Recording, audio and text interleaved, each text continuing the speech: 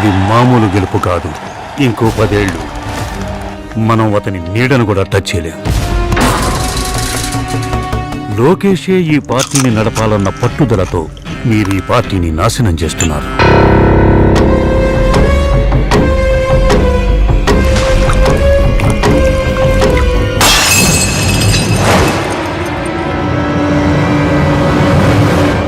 ఆ జగన్ని కిందకు లాగడానికి మనకతడు కావాలి.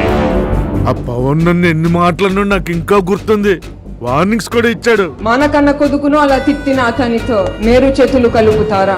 ఎంతో బలమైన పులి సింహం కంటే మనకి పాము ముసలంటే ఎక్కువ భయం ఎందుకేస్తుంది? వాటి కళ్ళల్లో ఎమోషన్స్ ఉండవు. ఎమోషన్స్ లేని పాము ముసలే కాకుండా నాకు తెలిసిన మూడో జీవి చంద్రబాబు నాయుడు. తొక్కిసలాటలో చాలా మంది చచ్చిపోవటానికి అవకాశం ఉంది బాబు గారు. ఆ సంగతి పోలీసులు అధికారులు చూసుకుంటారు. మన బ్రాండింగ్ మనం చూసుకుందాం.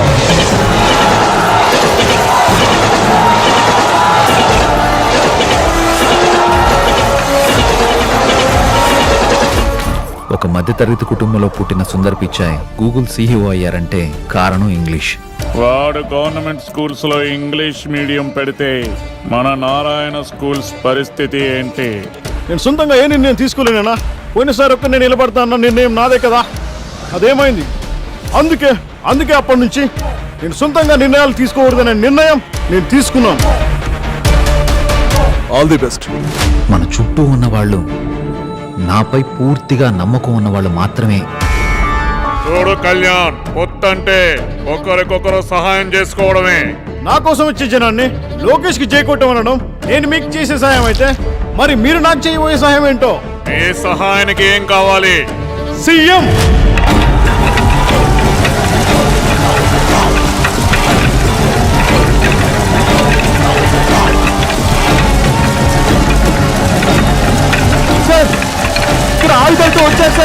ప్రజలని మోసం చేస్తే శిక్ష ఎవ్వరికైనా తప్పదు అన్న భయం ప్రతి లీడర్కి తెలియాలి.